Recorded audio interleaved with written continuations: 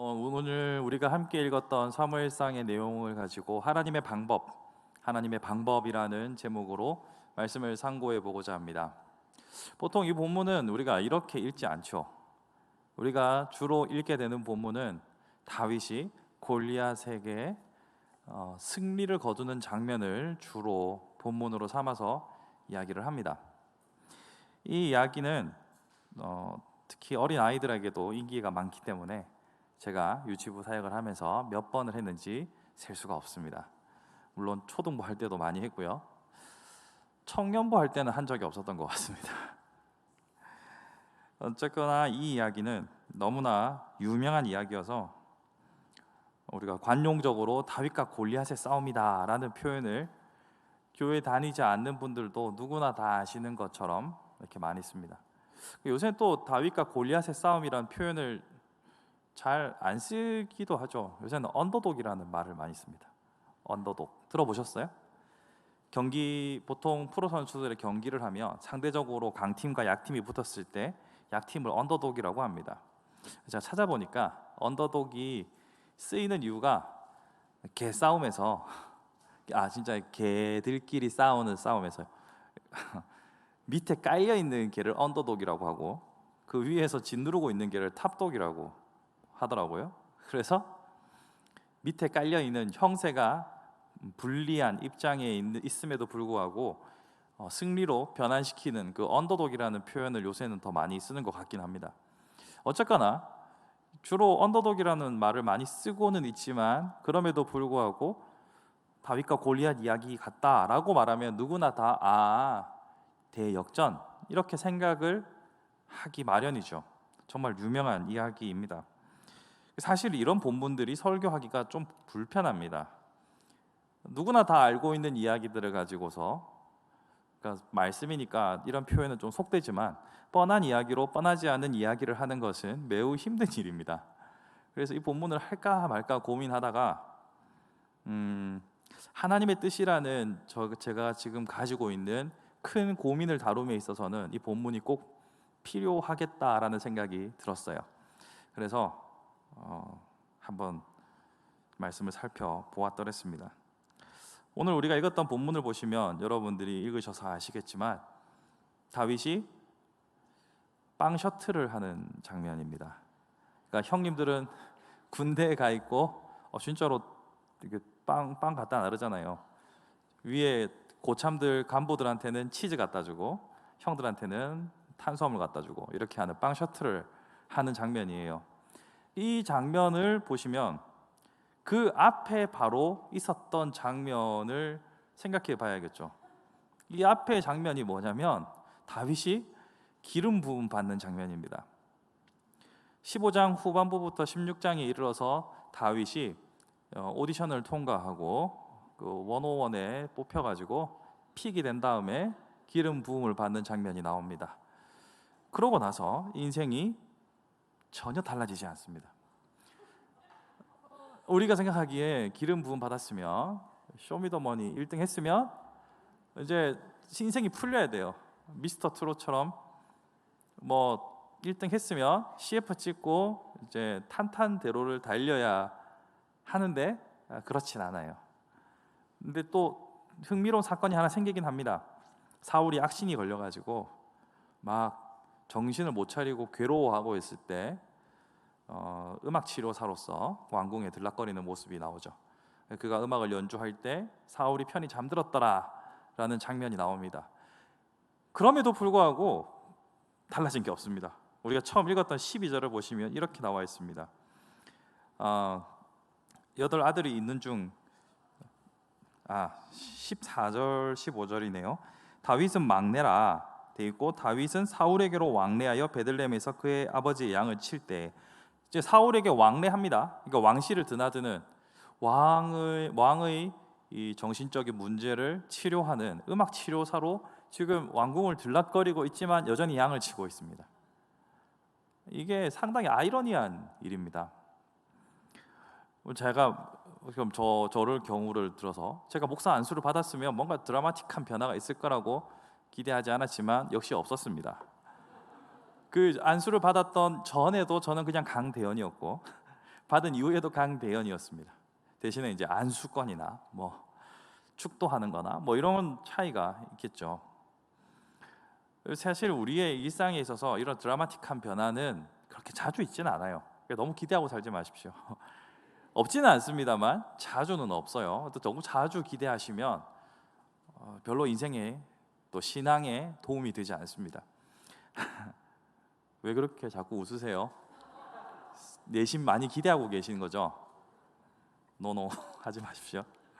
어쨌거나 다윗은 여전히 양을 치고 있는 상황입니다. 양을 치고 있는 가운데 또 하나의 사건이 터집니다. 그것은 전쟁 중에 형들이 차출되어서 전장에 나가 있는 거죠. 또 다 나간 것도 아니고 위에 3명만 갔다고 치면 다윗이 충분히 어리다라는 것을 추측해 볼 수 있을 것 같아요. 그러니까 다윗이 막내긴 하지만 그래도 그 위에 다 군대 간 게 아니라 일부만 군대 갔다라고 치면 다윗은 아무리 연년생으로 계산해봐도 많이 어리겠다라는 생각을 합니다.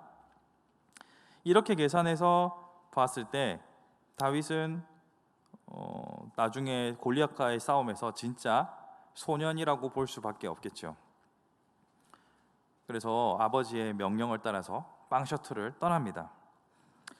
근데 이 빵 셔틀을 떠났음에도 우리의 생각에는 뭔가 또 다른 그 하나님의 계시나 하나님의 명령이 있었지 않았을까라는 기대를 가집니다. 왜냐하면 우리는 결과를 아니까요. 다윗과 골리앗의 이야기라는 결과를 아니까 뭔가 하나님의 계시와 명령을 따라서 큰 사명감을 가지고서 갔으리라는 어떤 기대를 해볼 수 있겠지만 그것도 없습니다. 그냥 평범한 일상 중에서 나이 들면 당연히 군대 가는 거니까 형들 군대 갔고 그 형들 뒷바라지하러 사식은 아니다. 사식이 아니고 면회하러 가는 거잖아요. 그래 갔는데 여기서 이제 골리앗이 등장하는 겁니다. 그 골리앗이 처음 등장하는 것이 16절이에요. 블레셋 사람이 40일을 조석으로 나와. 여기 조석은 마음의 소리 그 조석이 아니고 아침 저녁으로 나와 몸을 나타내었더라라는 말이죠. 그래서 아침 저녁으로 나와서 이 사람이 자꾸 시비를 거는 겁니다. 옛날 전쟁은 전면전으로 치러지는 경우도 많지만 많은 경우에는 장수와 장수가 붙어서 대리전 형식으로 전쟁을 치릅니다. 그렇게 해야 인명의 피해도 최소화할 수 있고 어떤 명예에 관련된 부분에 있어서도 뭔가 설명할 수 있기 때문에 그런 전쟁의 방식을 많이 취했던 것으로 기록은 남아 있습니다. 자, 그런데 이때 이것을 바라보는 다윗의 표정이 심상치 않습니다. 저것 봐라. 물론 다른 사람들도 기분이 나빴겠지만 대부분의 병사들의 마음의 상태는 두려움이었어요. 일단 키가 어마어마하게 크잖아요. 이 사이즈를 우리가 감당할 수 없습니다. 여러분들은 최홍만 씨를 보신 적 있으신가요? 예, 큽니다. 많이 큽니다. 실제로 보면 느껴지는 그 위압감이라는 게 장난이 아닙니다. 아무리 막 옛날에 테크노 골리앗 해가지고 막 귀여운 춤추고 그래도 무서워요. 저렇게 춤추다 부딪히면 뭐 하나 부러질 것 같고 위압감이라는 게 있죠. 그런 그 장수의 모습을 보고 많은 사람들은 두려움을 느꼈습니다. 하지만 다윗은 두려움을 느낀 것이 아니라 분노를 느꼈죠. 왜냐하면 골리앗이 하나님의 이름을 기만했기 때문입니다. 다음 주 히스기야 본문에도 나오겠지만 그 아수르 군대가 여호와의 이름을 망령되게 막 비난하는 것처럼 고대의 전쟁은 신들의 전쟁이기 때문에 당연히 상대방의 신을 깔아 뭉개는 것이 일반적이겠지만 다윗은 그것을 허투루 보지 않았습니다. 쉽게 가벼이 여기지 않았습니다. 그래서 사람들과 이 일을 놓고 막 이야기를 하기 시작했습니다. 어떻게 저렇게 모욕하는 자들을 가만히 놔둘 수 있느냐? 하나님이 어떻게 되느냐? 하나님의 이름이 어떻게 되는 것이냐? 막 이야기합니다. 그때 형님이 등장합니다. 형님이 와서는 장남이죠. 엘리압이 와가지고 다윗한테 네가 뭐 잘났다고 그렇게 큰 소리야? 라고 아주 한 소리를 제대로 하죠. 이 본문을 읽으면서 지가 기름 못 받았다고 저렇게 성질을 부리나라고 생각할 수도 있지만 매우 합리적인 의심일 수 있습니다. 자기는 당연히 기름 부음 받을 거라는 부푼 희망을 안고 있었지만 처참하게 막내에게 역전을 당했죠. 그래서 마음이 많이 불편했을 수 있습니다. 아마도 그런 마음이 많이 반영돼 있지 않나 저는 생각해 봅니다. 심리 전문가가 아니니까 여기까지만 할게요. 어쨌거나 그런 반응을 보이고 나서 다윗은 기가 죽어가지고 더 이상 아무 말을 하지 않느냐? 또 아니에요. 끝까지 이 일을 가지고서 사람들과 이야기합니다. 그래서 다윗이 30절에 돌아서서 다른 사람을 향하여 전과 같이 말하며, 형이 얼마나 열받겠어요. 저거 안 그래도 눈꼴 싫어 죽겠는데 잔소리했더니만 그 잔소리도 안 듣고 계속 하던 거 하는 거죠. 형은 이래도 밉고 저래도 밉습니다. 다윗이요. 그런 다윗이 막 열심히 사람들과 이야기를 하는 장면이요, 어떻게 흘러서 사울의 귀에까지 들어갔네요. 여러분들은 다윗과 골리앗의 이야기를 읽으면서 이 부분에서 상당히 흥미로움을 느끼실 겁니다. 제가 그렇게 느꼈으니까요. 일개 목동이 형님들 빵 셔틀하러 왔다가 자기가 했던 발언이 왕에게 귀에 들어가서 왕을 대면하는 거예요. 이게 평범한 일입니까? 아니죠. 아주 독특한 일이고 우리는 이런 일을 우연이라고 부르기도 합니다. 어쨌거나 비범한 일이 생긴 거예요. 이 일을 통하여서 다윗은 드디어 사울이라는 일국의 왕을 1대1로 대면하는 장면이 나옵니다. 이 장면도 좀 저도 천국 가면 물어보고 싶은 것 중에 하나인데, 그 전에 다윗이 뭐 했어요? 음악 치료사 했잖아요, 사울에. 근데 사울은 몰라요.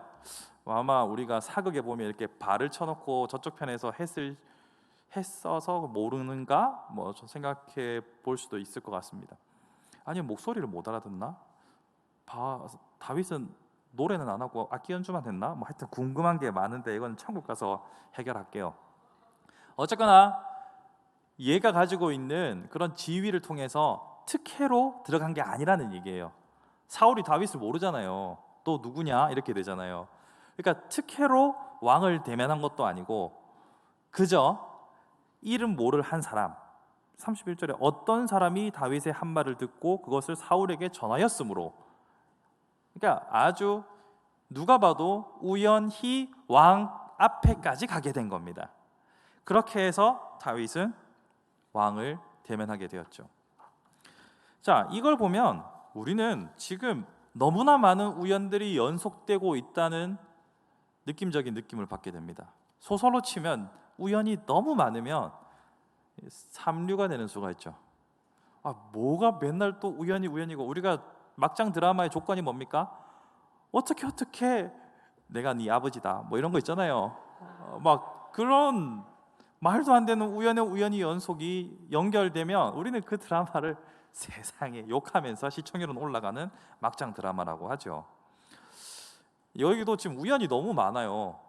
한 시골에 갑자기 사무엘이라는 대제사장이 와가지고, 사사가 와가지고 기름 붓고 갔어요.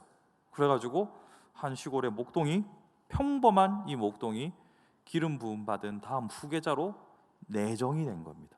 거기다가 걔가 또 왕궁에 음악 치료사로 들어갔던 거예요. 거기다가 전쟁터에 다른 임무로 간 게 아니라 한 가족의 어떤 사랑을 나누는 초코파이를 들고 정을 나누는 자리에 있었을 뿐인데 왕 앞에까지 가게 되는 거예요. 지금 도대체 몇 개의 우연이 연속되는 겁니까? 소설로 치면 아주 삼류입니다. 이런 연속들을 통하여서 하나님께서는 지금 당신의 일들을 하고 계시는 거죠. 자, 여기서 설교 제목을 다시 한번 생각해 봅시다. 설교 제목이 뭐였죠? 감사합니다. 하나님의 방법. 안 뜨는데 어떻게 아시죠? 적으셨어요? 귀합니다. 참, 이런 저렇게 적으시는 분들이 세상에서 제일 무섭습니다. 설교로 재탕을 못 하거든요. 하나님의 방법을 보시면 여기서 한 가지의 단서를 찾을 수 있어요. 하나님은 우연처럼 보이는 일들을 연속해서 이뤄가실 때가 분명히 있어요. 이 말은 우리의 예상 범위를 벗어난다는 거죠. 언제나 우리는 우리가 예측 가능한 범위 내에서 안정감을 느낍니다. 내일이 두려운 이유는 몰라서예요. 내일이 전혀 두렵지 않은 사람들이 있습니다. 생각을 안 해서거나 혹은 정말 믿음이 좋아서, 둘 중에 하나입니다. 내일에 대해서 염려가 있으면 여러분 잠이 잘 옵니까? 안 오죠. 내일에 염려가 있으면, 내일에 대한 두려움이 있으면 결코 잠을 들 수가 없습니다. 그래서 주께서 사랑하는 자에게 잠을 주신다라고 시편에서 말하고 있는 거죠. 예배 시간에 그 말씀을 가져오시면 안 됩니다. 예배 시간에는 주께서 사랑하는 자에게 말씀을 주시는 거지, 사랑하는 자에게 잠을 주실 때도 있습니다만, 우리가 주목해 봐야 될 것은 항상 우리는 내일을 향한 두려움으로 살아갑니다.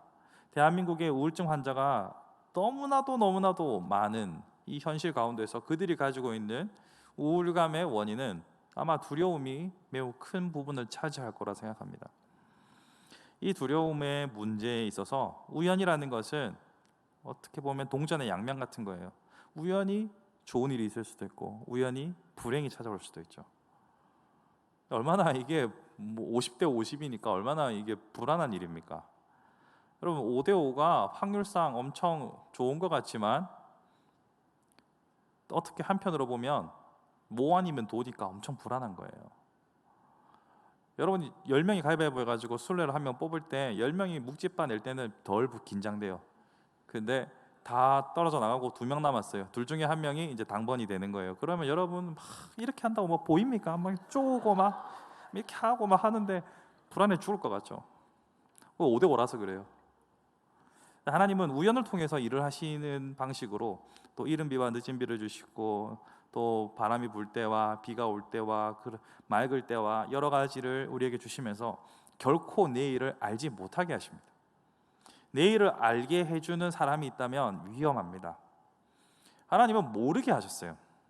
하나님은 알게 하는 방식으로 내일에 대한 어떤 선명한 비전과 답을 주시는 방식으로 결코 당신의 일을 하지 않으십니다. 안 보여줍니다. 안 알려줌. 절대로. 하나님은 어떤 방식으로 하시냐면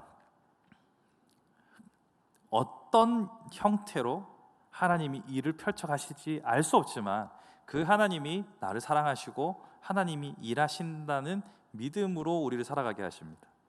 그게 믿음이죠. 믿음은 보이는 것들을, 그리고 우리가 알고 있는 것들을 확신하는 것을 믿음이라고 하지 않습니다. 그것은 사실이죠. 믿음은 보이지 않는 것을 보이는 것처럼 확신하는 것을 믿음이라고 합니다. 보이는 걸 확신하는 건 사실 혹은 진실 혹은 사실관계의 일따름입니다. 믿음이라는 것은 보이지 않습니다. 여러분, 다 봐서 믿습니까? 다 봐서 믿는다면 믿음이라는 것은 성립 자체가 불가능합니다. 아무리 막 죽고 못 사는 그런 커플이라고 해서 24시간 밀착해 있습니까?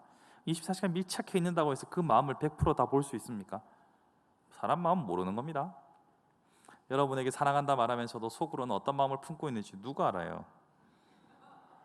다 그냥 내가 저 이를 사랑하고 저 이도 나를 사랑한다고 믿음으로 서로 관계를 유지하는 것이지, 여러분 삶에서 얼마나 많은 뒤통수를 맞아 보셨습니까? 이제는 뒤통수를 하도 많이 맞아서 뒤통수에 머리가 하나도 남지 않을 지경이지 않습니까? 그럼에도 불구하고 우리는 믿죠. 봐서 믿습니까? 믿고 싶어서 믿는 거잖아요. 너무 슬프게 생각하지 마십시오. 주께서도 날마다 우리에게 그렇게 배신을 당하고 사시니까 다 인생이 그런 겁니다. 다만 그 가운데서도 변치 않고 신실하신 유일하신 하나님이 내 아버지시다라는 사실로 우리는 기쁘게 살아가는 거죠.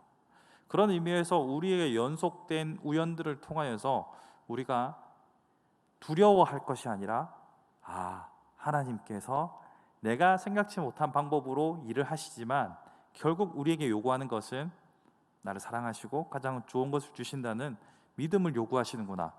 우리는 우연이라는 우리 신앙생활 우연이 어디 있겠습니까? 하나님의 섭리가 있을 뿐이죠.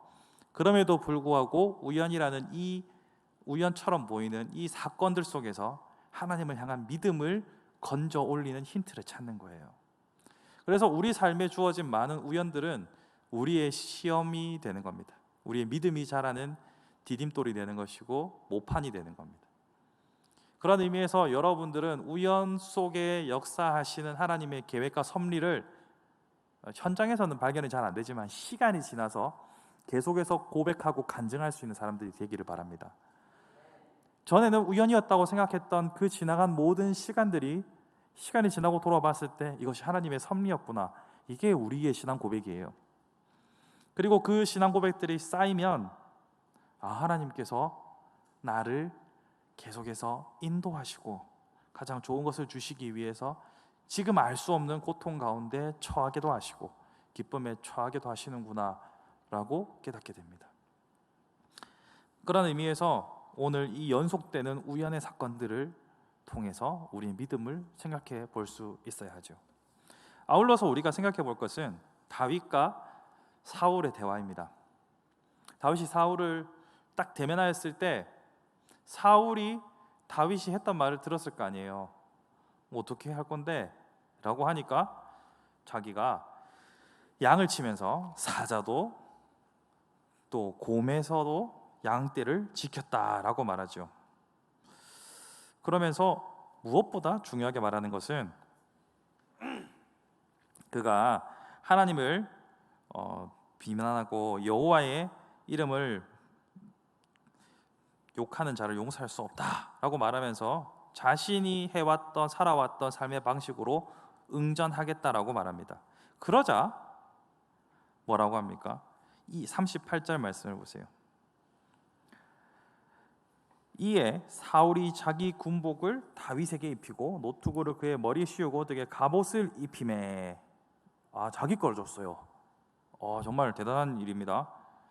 그러자 다윗이 이걸 해도 익숙하지 못함으로 반납합니다. 자, 생각을 한번 해볼까요? 사울이 왕이 될 때 중요한 조건이 뭐였을까요? 키.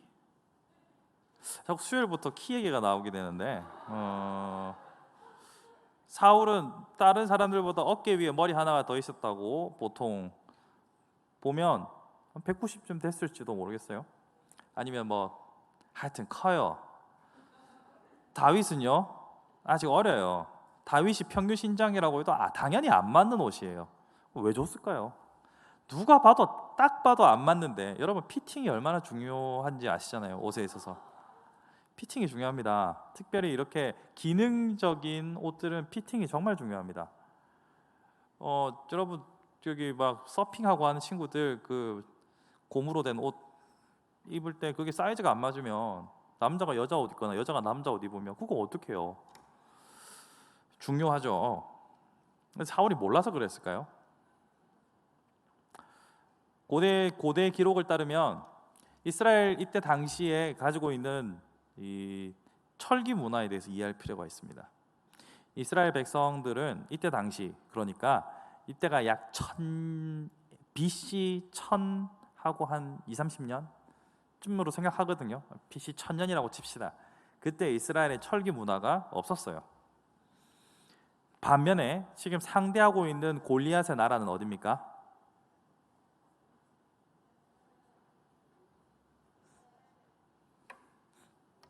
블레셋. 그 이름이 오늘날의 팔레스타인의 어원이 돼요. 근데 이 블레셋은 철기 문화가 있었어요. 그러니까 이스라엘보다 세요. 여러분 장비빨 하지 않습니까? 장비가 얼마나 중요한데요. 이 장비가 중요한 이유가 특별히 전쟁에서는 철로 된 칼과 그 비금속으로 된 칼이 부딪히면 무조건 철로 된 칼이 이기는 거죠. 그렇기 때문에 전쟁 수행 능력에 있어서 월등히 차이가 납니다. 이스라엘 백성이 이 블레셋한테 계속 고난을 당하고 사사시대에 보면은 맨날 시달리잖아요. 시달리는 이유 중에 하나도 바로 여기에 있습니다.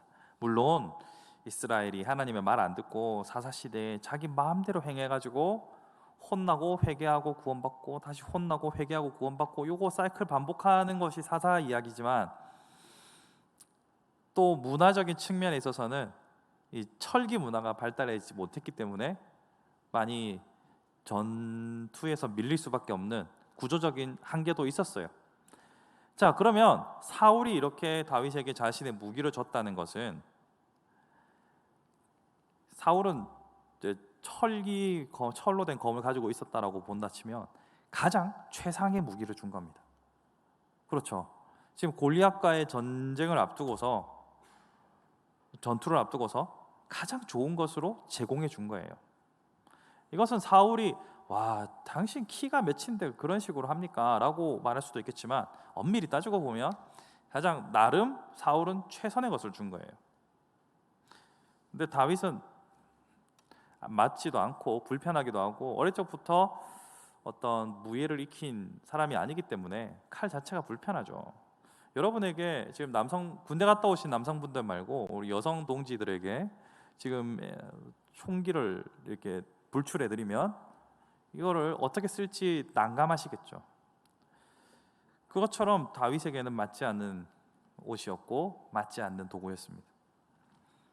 그러다 보니까 다윗은 그냥 가게 됩니다.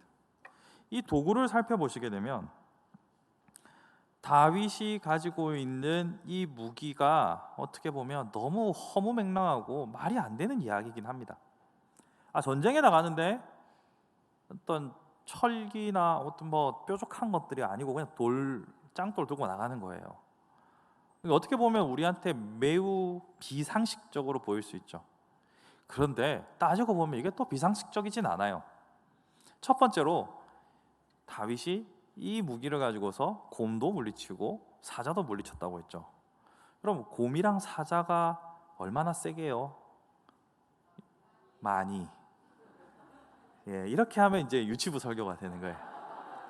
많이 세요. 이렇게 할 수 있는데, 여러분, 짐승이 가지고 있는 근육의 속성과 사람이 가지고 있는 근육의 속성은 매우 다릅니다.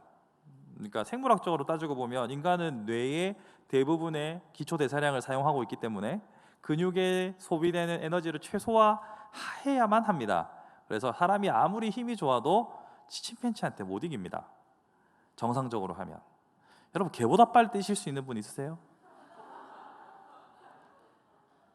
치와와보다는 빨리 뛸 수 있을지 모르겠습니다. 그런데 동물이 가지고 있는 힘은 상상 이상입니다. 여러분, 노새가 여러분보다 무겁게요, 가볍게요? 사람마다 다릅니다.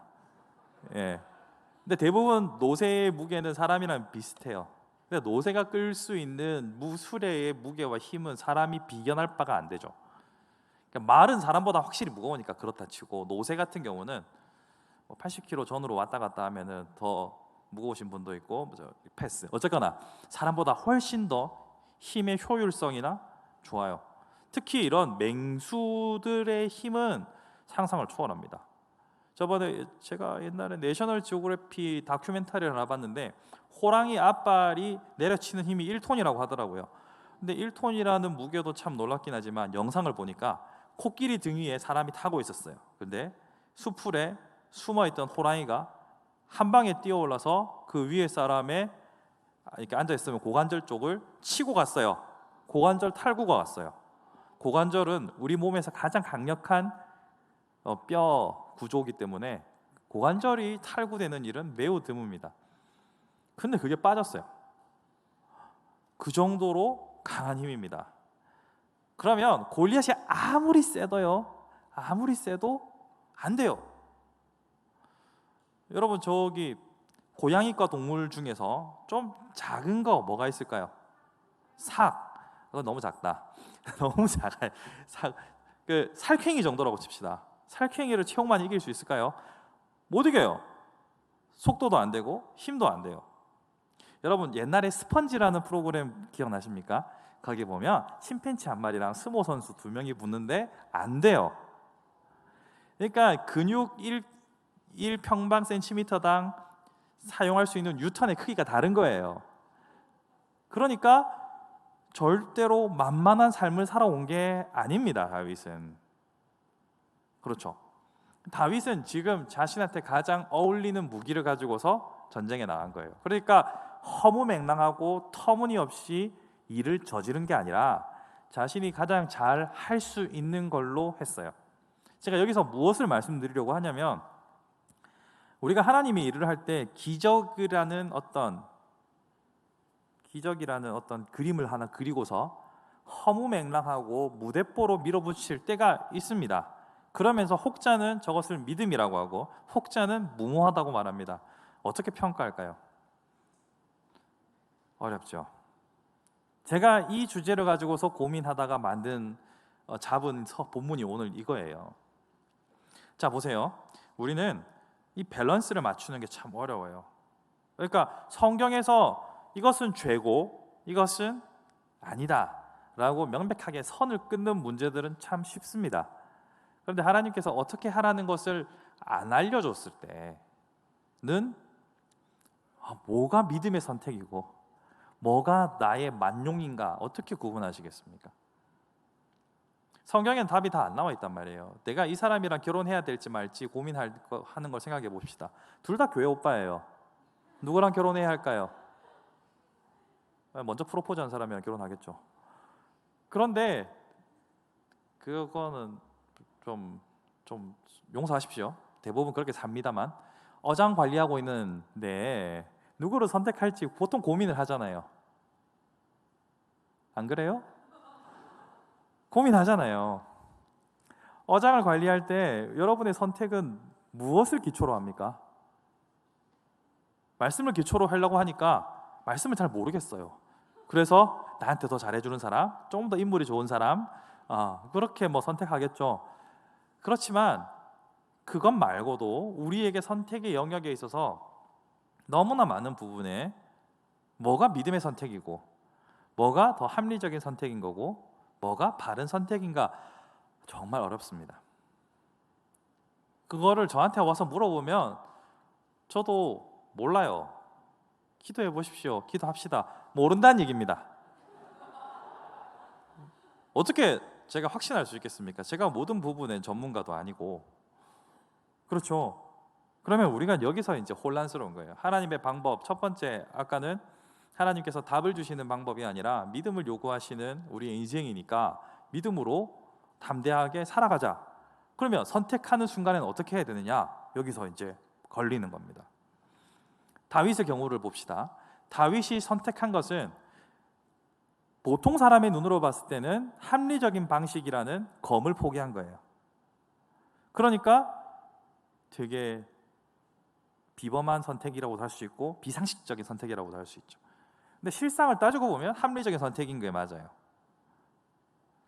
또 다윗이 지금 그런 전쟁에 사울이 다윗한테 그가 어릴 때부터 용사했다라고 말하는 걸 보면 아주 잘 훈련된, 고도로 훈련된 싸움 잘하는 용사겠죠, 골리앗이. 그러니까 우리가 다윗과 골리앗의 싸움이라고 말하는 것처럼 승산이 없어 보이는 거를 나가기 때문에 이것도 보면 어떻게 보면 되게 기적을 염두에 두고 움직이는 것 같잖아요. 그러니까 우리는 기적을 쫓아야 되는 건지 상식을 쫓아야 되는 건지 이 둘 사이에서 언제나 고민하게 됩니다. 하나님께서 이것은 옳고 이것은 그르다라고 천명하게 알려주면 좋은데 대부분은 안 그렇단 말이에요. 그럼 거기서 고민하는 건 결국은 기적을 추구할 것이냐 상식을 추구할 것이냐예요. 기적을 추구해도 찬반이 생깁니다. 상식을 추구해도 찬반이 생깁니다. 기적을 추구한다고 생각해 볼까요? 기적을 추구한다고 하면 믿음 좋다라고 하는 무리가 있을 것이고 또 한 무리는 어쩜 저렇게 무모할까 무책임할까 하는 말들이 나옵니다. 또 상식을 추구하잖아요. 그러면 어떤 사람들은 도대체 믿음은 어디에 있는 것이냐, 네가 다 계산 끝났잖아, 네가 하나님이냐, 이렇게 비판하는 사람이 있을 것이고 또 한편으로는 정말 합리적이신 분이군요, 정말로 능력이 있으신 분이군요 할 거예요. 뭘 해도 여러분들은 욕과 칭찬을 먹을 겁니다. 양비론을 말하는 것이 아니라 하나님의 뜻을 이루며 살아간다는 것은 이처럼 어렵다는 겁니다. 우리가 내 잘 되려고 그렇게 많이들 하시지만 그래도 마음 한편에는 하나님의 뜻을 이루고자 하는 거룩한 열정이 있단 말이에요. 그때 우리는 뭐도 선택하지 못하는 그런 어려운 난관에 봉착하게 됩니다. 이 문제를 가지고서 계속 고민하게 됐어요. 고민해도 잘 모르겠더라고요. 솔직한 제 심정입니다. 솔직한 심정으로 상식을 택하자니 거기에 하나님은 어디 있느냐가, 이게 믿음은 어디 있느냐라는 질문이 던져지는 것이고, 그렇다고 무작정 기적을 추구하자고 하니 하나님이 주신 이성은 어떡하냐, 이 사이에서 우리는 갈등하는 거예요. 그래서 몇 가지 기준점을 가지고서 생각을 해보고자 합니다. 먼저 정답이 없다는 것은 제가 말씀드렸어요. 정답은 시간이 지나봐야 아는 겁니다. 그 당시 그 순간 어떤 답을 결정한다는 것은 매우 어렵습니다. 시간이 지나봐야 압니다. 정답이 없다는 걸 여러분 먼저 염두에 두셔야 돼요.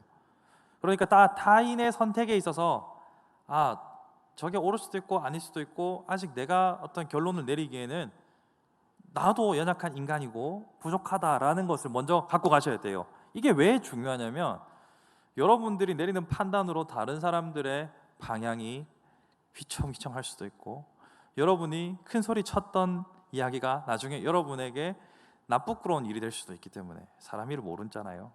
첫 번째는 여러분들이 정답을 내리기에는 어렵다라는 것을 먼저 깔고 가셔야 됩니다. 그 다음 우리가 해야 되는 것은 뭐냐면, 지금 다윗이 뭐 때문에 이 속된 말로 미친 짓을 합니까? 하나님의 이름이 땅에 떨어지는 꼴을 못 봐서 지금 이렇게 분개해서 움직인 거잖아요. 이때 다윗은 자기가 기름 부음 받은 자로서의 어떤 사명감 이런 거 전혀 설명하지 않아요. 성경은 그냥 다윗이 하나님을 사랑해서 못 견딘 것뿐이에요. 그러면 여기가 주목해야 되는 건 뭐냐면, 다윗의 동기는 하나님이었다라는 겁니다. 방법적인 면에 있어서 이런 방법도 선택할 수 있고 저런 방법도 선택할 수 있어요. 그것에 대해서 우리는 결론을 내릴 수 없지만 동기는 무엇인가는 살펴볼 수 있어요. 과연 그 동기가 순수하게 하나님을 향한 열정이었느냐 아니냐를 우리는 구분해야 합니다. 여기서 또 중요한 것은 타인의 동기에 대해서 너무 깊이 알려고 하지 마십시오. 상대방이 말 안 해주면 절대 모릅니다. 딱 보이 니 그렇네 이렇게 하지 마십시오. 사람 속을 여러분 집에 대나무 몇 개 꽂혀 있고 그렇습니까? 그거 아니잖아요. 자기의 문제만 봅시다. 특별히 자기의 동기가 무엇인가를 먼저 점검해야 합니다. 가장 나의 동기가 하나님의 영광과 하나님의 이름을 위한 것이 아니고 다른 동기가 있다라는 것이 보이면 여러분들은 언제나 신중해지셔야 합니다. 동기는 정말 중요합니다. 동기의 순수함, 이 방향의 합법성 이런 것들이 갖추어지지 않으면요, 하나님께서 그거 결국 너를 위한 거잖니 라고 하지 않겠습니까? 하나님께서 내가 나의 이름을 드러내기 위해서 금식하고 손을 들어 기도하는 자들을 향하여서 뭐라고 하셨습니까? 독사의 자식들이라고 했고 걔들이 바로 바리새인입니다. 동기가 불손했을 따름입니다. 바리새인들의 행위 자체가 비난받을 만한 이유가 뭐가 있겠습니까? 바리새인들은 처음 시초가 나라가 이 지경이 된 것은 하나님의 말씀을 떠났기 때문이고, 나라를 바로 세우려면 하나님 말씀으로 돌아가야 한다는 순수한 목적으로 시작한 사람들입니다. 근데 목적이 하나님에서 국가로 바뀌고 목적이 하나님에서 자신의 영광으로 바뀌니까 그 영광스러운 자리가 독사의 자식이 되는 겁니다. 그렇기 때문에 상식적으로 선택을 하든 아니면 내 마음의 감동을 따라 움직이든 무엇이든 간에 우리가 고민해야 할 것은 나의 동기는 과연 무엇에 있는가?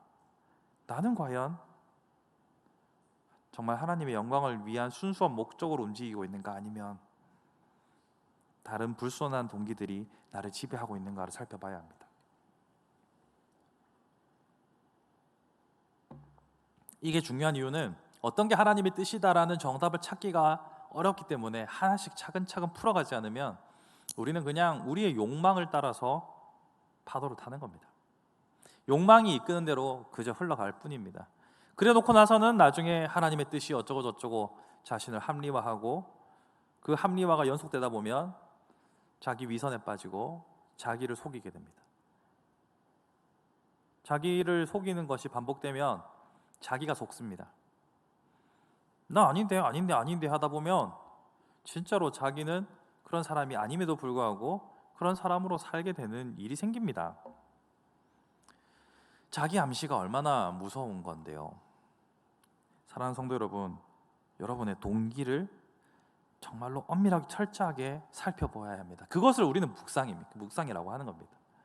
진짜 묵상은 이렇게 딱 펼쳐가지고 성경 읽다가 옆에 묵상 읽기 뭐 이렇게 해서 끝나는 게 아니고, 그 말씀이 내 가슴을 치고 나의 상태를 보게 하고, 지금 과연 나는 어떠한 지경인가를 정확하게 분별하는 것을 우리는 진짜 묵상이라고 하는 겁니다.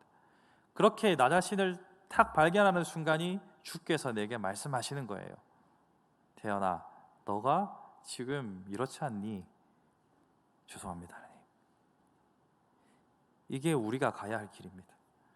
그렇기 때문에 하나님의 뜻이 뭐라고 누구도 선택할 수 없지만, 우리가 구별할 수 있는 건, 우리가 조금만 깨어 있다면 나의 동기가 불손한지 아니면 순수한지는 구분하실 수 있습니다.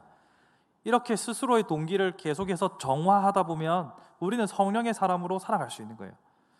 이렇게 자신의 동기, 불순한 동기들을 계속 걸러내지 않으면 우리는 욕망의 사람으로 점점 더 하나님께로부터 멀어질 수밖에 없습니다. 거룩하신 하나님께서 탕류에 찌들어 있는 우리 자신과 함께 하실 수 없습니다. 그 탕류를 씻어내기 전까지는요, 어떻게 해야 탕류를 씻겠습니까? 우리 자신을 구별하는 수밖에 없습니다. 첫 번째는 동기를 살펴봐야 한다고 했습니다. 두 번째는요, 우리의 삶이 과연 거룩한가입니다. 거룩하면 되게 막 반짝반짝하고 뒤에서 후광이 딱 비치고 뭔가 벽에 BGM 샤방한 거 깔려야 되고 뭐 이렇게 생각하잖아요. 성경이 말하는 거룩은 그냥 구별된 겁니다. 구별된 거. 세상의 방식과 구별된 겁니다. 세상의 방식은 뭡니까? 세상의 방식은 승자승, 또 세상의 방식은 물론 사랑이 없진 않아요. 근데 세상의 방식과 하나님의 방식은 분명히 달라요. 성경이 말하는 거룩은 하나님 앞에서의 정결함이거든요. 하나님 앞에서의 정결함은 예수 그리스도의 보혈 말고는 딱히 답이 없습니다. 그러니까 우리가 하나님의 크신 사랑으로 인해 허락된 이 보혈로 분별되고 깨끗해지지 않으면 우리에게서 절대로 찾을 수 없는 것들이죠. 이것이 거룩의 첫 번째 단계요. 그러니까 보혈로 인한 거룩의 첫 번째 단계요. 두 번째 단계는 삶에서 정직함이 수반되어야 한다는 거죠.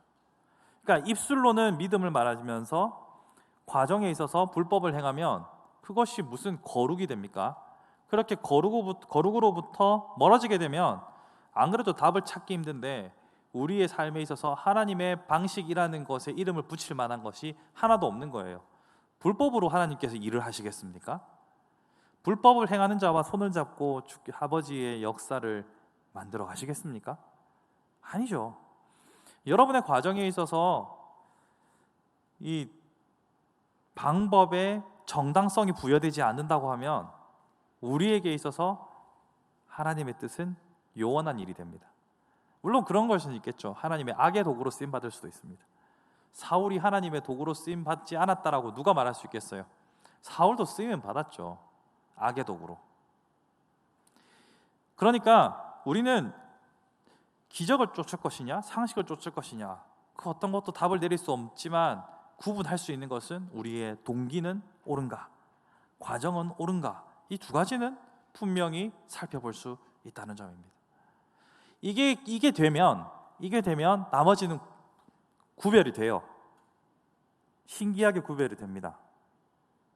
무슨 말이냐면, 자, 우리의 동기가 순수하고 과정이 순수해서 우리의 영이 점점 더 성령님의 충만하심으로 채워지게 되면 그 성령님께서 지혜롭게 분별할 수 있는 능력을 주세요. 근데 이 기초가 안 돼 있으면 성령께서 우리에게 절대로 감동을 주시지 않는단 말이에요. 그러면 우리는 항상 머릿속으로 가득 차 있는 신앙의 관념을 따라서, 또 상식의 개념을 따라서 기적과 상식 사이에서 뭘 추구해야 되느냐만 고민하는 거예요. 근데 정말 깊은 신앙의 수준에 올라가서는 하나님 앞에서 내가 옳은가 바른가를 주목하면서 주께서 주시는 지혜로 살아갈 수 있게 되는 거예요. 제가 드리는 이 방법들은 뭔가 되게 현실적인 방법들이 있을 거라 기대했는데 뭐야, 결국은 뭐 성령 충만이야? 뭐 이렇게 생각하실 수도 있어요. 하지만 이것 외에 다른 방법이 없습니다. 왜냐하면 하나님께서는 모세에게 일러주셨던 방식으로 더 이상 우리에게 말씀하지 않거든요. 야, 산에 올라와봐, 돌판 들고 올라와봐, 내가 말해줄게. 여러분, 산에 가서 소나무 뿌리 잡고 기도하면 하나님께서 앞으로의 미래에 대해서 말씀해 주시던가요? 물론 부분적으로 하나님께서 어떤 방향을 제시해 주시기는 합니다. 그런데 여러분, 산에서 로또 번호 받아오신 분 본 적이 없어요. 앞으로 1년치의 주식 시세에 대해서 본 적 없습니다. 앞으로 부동산 재개발이 어디서 어떻게 일어나는지에 대해서 미리 정보를 받아서 오셔서 부자가 된 성도를 본 적이 없습니다. 여러분, 보신 적 있으세요? 보셨다면 낭패입니다. 그런 사람 사입이거나 뭔가 꾼입니다. 하나님께서는 미래를 그렇게 보여주는 방식이 아니라는 거죠. 아까도 제가 말씀드렸죠. 우연을 통해서 믿음을 말씀하셨던 것처럼 하나님께서는 지금 이 순간 나의 태도와 방식을 계속 보시는 거예요. 그리고 나의 태도와 방식, 그러니까 태도, 동기와 그리고 그 거룩을 이끌어가는 이 방법을 통하여서 하나님께서는 나를 깨어있는 자로, 살아있는 자로 만드시고 거기에 지혜의 빛을 비춰주시는 거예요. 그러면 다윗처럼 자신이 가지고 있었던 경험들과 쌓였던 그 자신의 노하우를 가지고서 골리앗 앞에 나갈 때 두려움이 없었겠습니까? 없었을 거예요. 없는데 누가 봐도 말도 안 되는, 얼토당토 안 되는 일이었잖아요. 그럼 다윗은 확신이 있잖아요. 왜냐하면 자신의 동기가 순수하고 과정에 있어서 문제가 없고, 그리고 남들에게는 비상식적인 돌팔매질이지만 자기에게는 가장 익숙하고 합리적인 방식이었으니까. 결국 평가는 누가 합니까? 오늘날 있는 우리의 독자들의 입장에서는 다윗이 옳았죠. 근데 그 골리앗이 쓰러지기 직전까지 그 누구도 그것이 옳은 선택이었다고 말하기는 어려웠을 겁니다. 우리의 인생도 이와 같은 겁니다. 어떤 결과가 일어나기 전까지는 누구도 무엇이 옳다, 그르다라고 쉽게 말하기 어렵습니다. 쉽게 말하는 사람들일수록 죄송한 얘기지만 생각이 짧을 가능성이 높습니다. 성급한 일반화라는 이야기를 들어보셨겠죠. 인생의 경우의 수가 너무나도 많고 변수가 너무너무 많기 때문에 그 복잡함을 비교적 단순하게, 아주 간단하게 만들려고 하는 인간의 노력은 언제나 있어 왔습니다. 그래서 속담이 있는 거예요. 근데 속담이라는 것도 다 옳지는 않습니다. 어느 순간 속담이 맞기도 하고 어떤 때는 이 속담이 틀리기도 하는 거예요. 이렇게 간단하게 유형화시키는 가장 끝판대장이 뭔지 아십니까? 혈액형. 나 네 B형이라며. 그래서 AB형은 그럴 줄 알았다. 제가 그걸로 장난을 많이 쳐봤거든요. 저한테 혈액형이 뭐냐고 물어보면 다른 거 해줘요. 그러면 네 그럴 줄 알았다 막 하면서 사실은 B형이야 이렇게 해봤거든요. 어떻게 사람의 성격을 4개로 다 구분됩니까? 근데 사람은 그렇게 단순화하고 싶어 해요. 왜냐하면 사고의 복잡성을 줄일 수 있거든요. 이것이 나이가 들수록 더욱더 단순한 거를 찾게 됩니다. 제가 이 말씀을 드리는 이유는 무엇입니까? 우리의 신앙도 타인을 향하여서 이렇게 될 수 있는 거죠. 타인을 향한 평가와 비판이 쉽게 일어날 수 있는 지점은 우리가 스스로 너무 각자의 삶을 단순화시키기 때문입니다. 그러나 타인의 삶은 내 삶이 복잡한 것처럼 절대로 단순하지 않습니다. 그러니 타인을 향하여서 너는 믿음이 없다, 너는 너무 상식적이다, 너는 너무 무대포다, 이런 평가와 판단을 내리기 전에 그와 함께 기도해 주십시오. 그가 과연 순수하게 하나님의 목적을 따라서 움직이고 있는지 아닌지 그의 영혼을 위해서 함께 기도해 주십시오. 그리고 하나님께서 그를 깨닫게 하시사 바른 선택을 할 수 있도록 여러분이 도와주십시오. 그게 진짜 공동체라고 생각합니다. 우리가 누구에게 감나라 배나라 한다고 듣습니까? 안 듣습니다. 들으면 이상한 겁니다.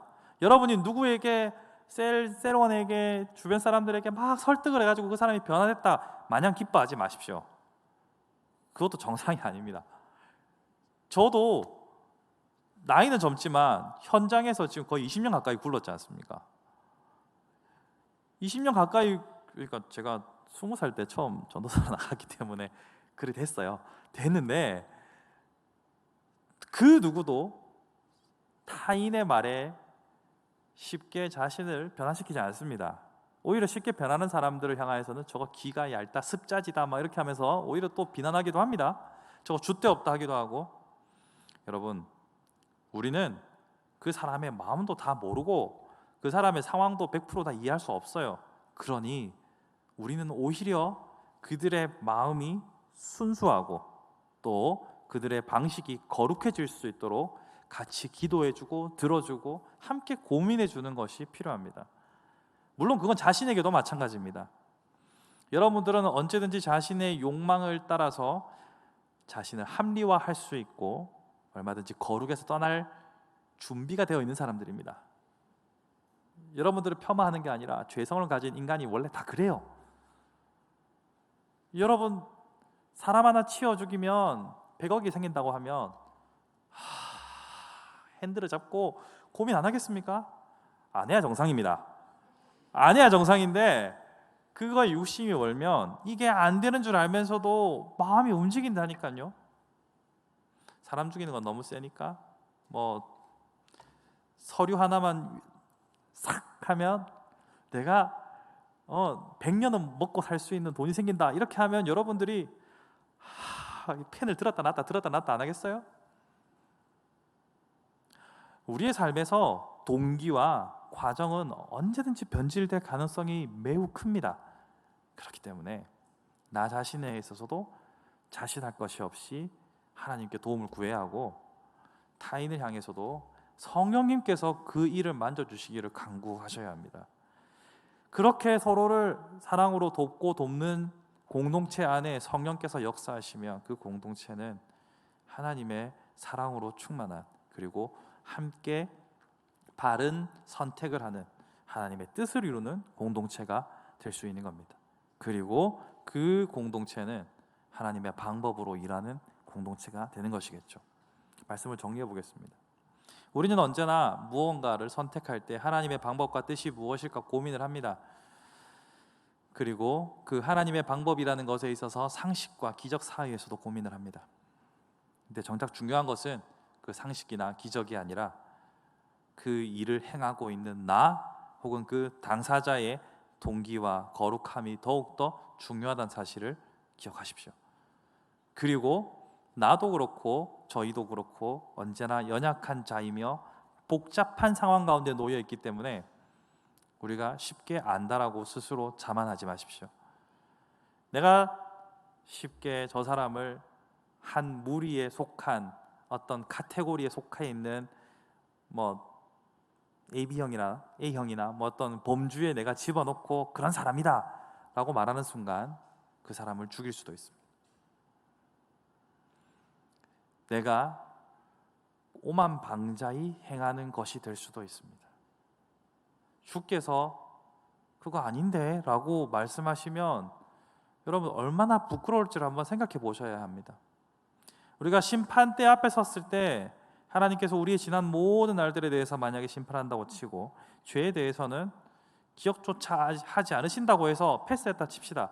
그런데 죄의 문제가 아니고 내가 혼자 그런 줄 알고 막 떠들었던 걸 주님께서 그거 아니었다 이렇게 하면 얼마나 부끄러울지, 여러분이 천국에서 얼마나 많은 이불을 걷어차야 할지 상상을 해보자고요. 꼭 이렇다는 게 아니라 상상력을 동원해서 해보자는 거죠. 우리는 타인이 고민하는 문제들에 있어서 평가하고 판단하기보다 함께 안아주고 그들의 고민을 들어주고 위로해주고 성령님께서 저 이 안에 역사할 수 있도록 돕는 동역자들로 살아갈 수 있기를 바랍니다. 설교가 계속 잔소리가 된 것 같아서 마음에 많이 부담스럽습니다. 그렇진 않고 감사합니다. 그러나 마무리하면서 이 말씀이 우리 안에 좀 자리 잡을 수 있었으면 좋겠습니다. 여러분, 타인의 삶에 대해서 너무 깊이 개입하려고 하지 마십시오. 하나님께서 감동을 주셔서 저 사람을 긍휼히 여기는 마음이 있을 때에만 개입하십시오. 그렇지 않으면 나도 지치고 상대방도 상처받을 수 있습니다.